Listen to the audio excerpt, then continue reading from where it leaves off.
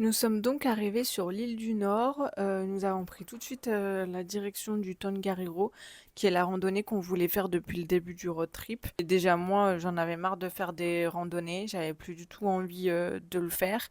Donc on a été pour Marvin et finalement une fois arrivé sur place, lui non plus, il avait pas envie.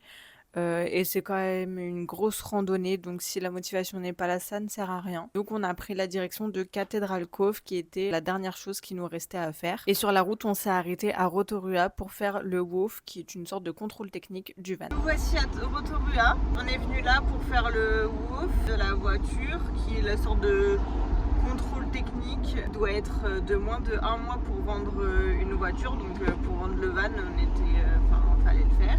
Le WOF il a été rejeté parce qu'il y avait 4 trucs qui allaient pas et du coup il faut qu'on fasse des réparations.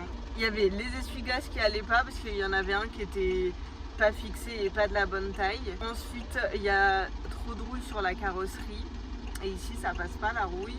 Du coup il nous a envoyés dans un garage où on a été tout de suite après hier. Ils nous ont dit qu'il fallait revenir ce matin parce qu'il fallait qu'ils lèvent le van pour voir en dessous, etc. Donc on a été ce matin, ils ont regardé et ils nous ont dit qu'en fait en dessous le van il y avait sûrement quelqu'un qui avait voulu lever le van, sauf qu'il l'a fait n'importe comment et qu'ils ont dû le lever sans mettre forcément les tampons au bon endroit et du coup en fait en levant avec le poids du van ça a dû abîmer et tordre des pièces en dessous et donc du coup pour le WOF ça passe pas, donc faut qu'ils les réparent. Ils vont s'occuper de la rouille aussi qu'il y a, mais du coup ils peuvent s'en occuper que demain. Donc là on va passer une deuxième nuit à Rotorua. On espère que ça va pas nous prendre trop de temps non plus. On dit à peu près 300 $, on verra ce que ça donne demain. Sachant que après il faut qu'on retourne là où on a fait le WOF pour qu'il fasse encore une réparation assez mineure apparemment. Et ensuite il faut repasser le WOF pour qu'il soit accepté. Donc voilà, donc je pense qu'on est là encore 2 jours, le temps que tout ça se passe. Nous voici de retour à Cathedral Cove, qu'on avait voulu faire déjà en septembre, mais le sentier pour y accéder était fermé et le canoë avait été annulé à cause de la météo. Et en discutant avec des locaux au cours de notre road trip, tout le monde nous le recommandait, donc on y est retourné. Cette fois-ci, le sentier a été rouvert. Il y avait énormément de monde par contre. En septembre, on était 3 voitures peut-être sur le parking. Là, c'était plein de partout pour se garer, c'était vraiment une galère. Sinon, il y a environ 30 minutes de marche pour arriver sur la plage et comment dire, c'était vraiment trop beau. Le paysage est magnifique. Il y a 2 plages qui sont séparées par une roche qui forme une arche, donc faut bien regarder les heures des marées parce qu'en marée haute, c'est pas possible de traverser et d'aller, sur la deuxième plage. Mais, c'est vraiment un endroit à faire, on a adoré. Bon, eh bien, nous voici de retour à Auckland. Ça fait un peu plus d'une semaine qu'on est arrivé ici. On est dans un camping, donc on dort toujours dans notre van, qui est à 40 $ la nuit. Donc franchement, ça va, c'est le moins cher qu'on puisse trouver. En auberge de jeunesse, ce serait beaucoup plus cher. Et en fait, il n'y a pas de free camp à Auckland, ou alors faut vraiment s'éloigner. Donc là, franchement, je pense que c'est une bonne solution. On a mis aussi le van en vente. Comment vous dire que c'est compliqué? C'est-à-dire que ça fait un peu plus d'une semaine que là, il est en vente. On n'a toujours pas de message. C'est-à-dire qu'on n'a même pas des messages d'arnaque.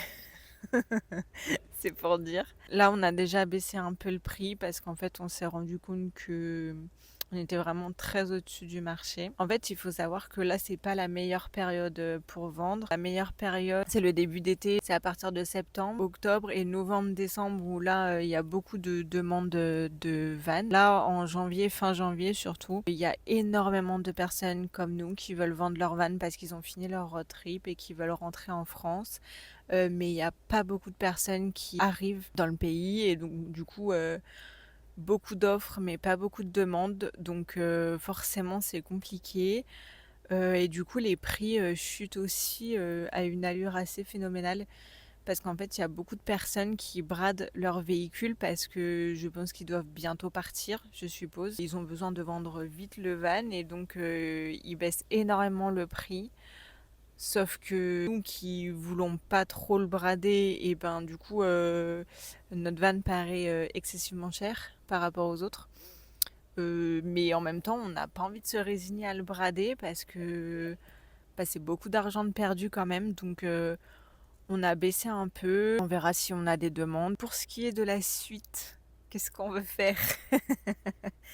C'est la grande question. Il y a plusieurs options en fait. C'est soit on reste en Nouvelle-Zélande et on travaille histoire de se refaire un peu d'argent, soit on part dans un autre pays. Il y avait notamment l'Asie qui nous tentait bien et surtout qui est pas très cher. Mais dans tous les cas, on doit attendre de vendre le van, donc on s'était dit peut-être qu'on retournerait dans une autre ville qu'Auckland parce qu'on n'avait pas trop aimé. Mais en fait, on n'a pas envie de rebouger. Déjà, ça ferait des frais en plus de rebouger d'Auckland. Et au final, là, on est dans un quartier un peu plus au nord d'Auckland. On n'est pas dans le centre-ville. Et du coup, l'ambiance n'est pas du tout la même. C'est beaucoup plus résidentiel, familial. On apprécie beaucoup plus. Du coup, je dis qu'on va sûrement rester ici. Et puis sûrement chercher du travail. On verra. Direction le coiffeur. Alors, j'ai un peu peur, hein, parce que ici déjà, ils ont tous des coupes muselées. Donc j'ai trop peur que en anglais, elles comprennent rien et que je ressorte avec une coupe muselée. Première expérience, hein. Bon, ça y est, je suis sortie de chez le coiffeur. Bon, finalement, ça va. Je suis pas ressortie avec une coupe muselée.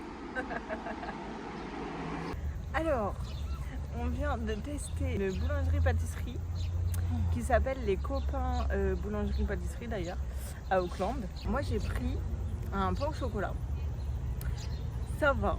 J'en ai déjà mangé des pires en France, donc franchement ça va.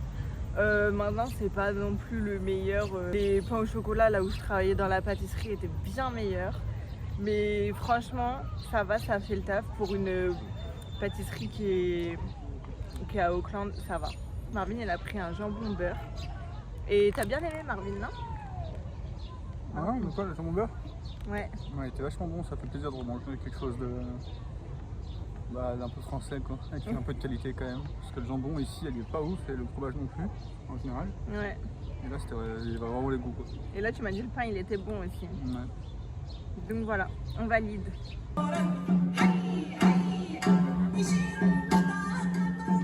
Eh bien, nous voici une semaine plus tard. Où est-ce qu'on en est alors? On est toujours dans notre camping au même endroit. Le van, on n'a toujours pas avancé, on n'a pas plus de messages. On a refait l'annonce, on a refait des photos en essayant que ce soit un peu plus attrayant. Marvin a trouvé un travail, mais pour à partir du mois de mars. Donc du coup, on a tout le mois de février dispo, on va dire. Il a trouvé pour 3 mois minimum, donc jusqu'à mai inclus. Du coup, on s'était dit peut-être le mois de février, on peut essayer de le combler en se prenant des vacances en Thaïlande par exemple.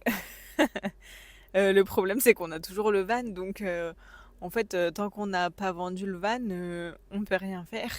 Et ben on est bloqué. Ensuite on a commencé à chercher un logement aussi, parce que déjà on va pas rester indéfiniment dans le van. On croise toujours les doigts pour qu'il soit vendu rapidement. Et surtout quand Marvin il commencera le travail, il faudra qu'on soit dans un appartement, ce sera beaucoup plus confort. On cherche aussi un appartement qui soit proche de son travail. Hier on a fait une visite d'une colocation. Ça avait l'air cool, le prix est abordable, la propriétaire a l'air hyper gentille. C'est au calme, c'est bien placé aussi par rapport à son travail à Marvin. Il y a plein de magasins autour, etc. Donc, et c'est un quartier résidentiel aussi, donc franchement chill.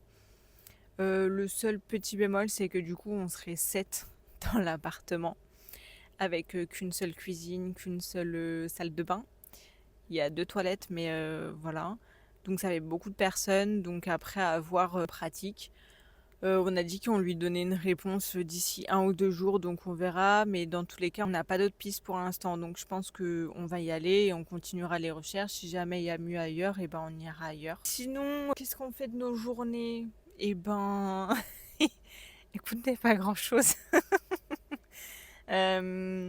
Si, moi je travaille quand même toujours pour la France. Donc tous les matins, je fais mon petit travail Pour la France, je check mes mails, etc. Là, il y a eu la période des payes en plus, donc j'ai été pas mal occupée. Je fais le montage des vidéos YouTube que j'avais en retard. Après, sinon, en vrai, c'est très chill, hein, on est loin d'être surbooké. De temps en temps, on va se balader en ville, etc. Mais bon, voilà. Rien d'incroyable. Voilà, voilà. Coucou. Eh bien, on est en colocation avec 7 personnes. Il y a la propriétaire qui est une chinoise avec sa maman. Ensuite, il y a un couple de Thaïlandais. Ensuite, un étudiant thaïlandais qui étudie l'anglais. Et puis, il y a nous deux. Dans 2 semaines, Marvin commence le travail pour minimum 3 mois. Dimanche dernier, on a fait une visite pour un van.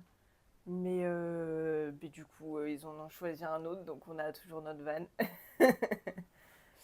Et là, tout à l'heure, on a une autre visite. Donc on verra ce que ça donne.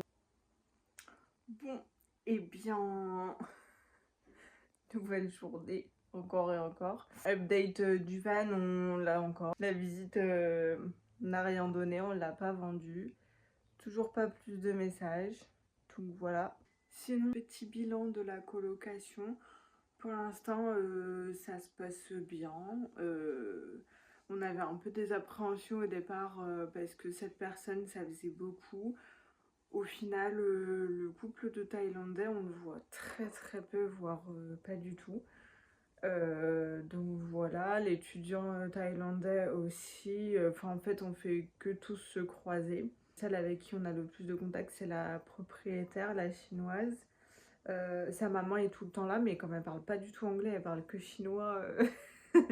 On se croise, on se fait des sourires et tout, mais elle parle pas trop. Donc pour tout ce qui est organisation du quotidien, la cuisine, la salle de bain et tout, pas de soucis particuliers. Après voilà, c'est sûr que du coup comme on se croise tous, il n'y a pas vraiment de sociabilisation on va dire. On a proposé une soirée jeux de société. Personne n'a répondu sauf la propriétaire, donc on a joué à 3. Mais sinon, les autres ils répondent même pas aux messages, rien du tout, donc c'est assez particulier. Mais bon, chacun vit sa vie comme il l'entend. Sinon, en vrai, l'appartement, il est bien, il n'y a rien à dire, la chambre aussi. Qu'est-ce qu'on fait de nos journées?